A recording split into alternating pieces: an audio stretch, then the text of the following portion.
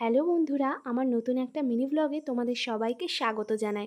আজকে ঘুম থেকে উঠতে একটু লেট হয়ে গেছে, কারণ কালকে সারা রাত প্রচণ্ড ঝড় হয়েছে।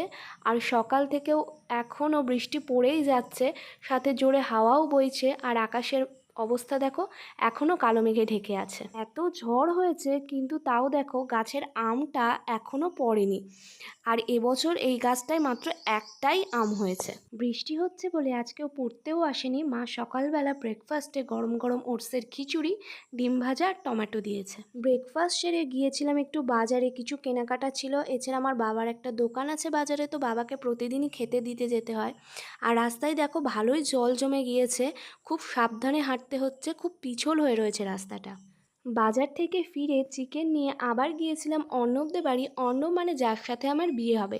আর এই দেখো, এটা আমাদের ঘর, এখনও পুরোপুরি রেডি হয়নি, তবে কালার করা হয়ে গেছে। আর এটা আমাদের খাট।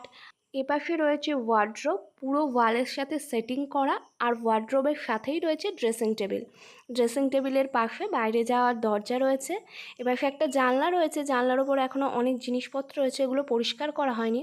এই পাশেও একটা জানলা রয়েছে। আর এদিকে টিভি রাখার একটা জায়গা করা হয়েছে, নিচে একটা শু র্যাক রয়েছে। পরে সিলিংটাও পুরোপুরি কমপ্লিট হয়ে গেছে। আর এদিকে আমি আর অর্ণব দুজনে মিলে চিকেন রান্না করছি। বাইরে প্রচণ্ড বৃষ্টি হচ্ছে আর ঝড় হচ্ছে। আজকের ব্লগটা তাহলে এখানেই শেষ করলাম। দেখা হবে তোমাদের সাথে নতুন ব্লগে। বাই।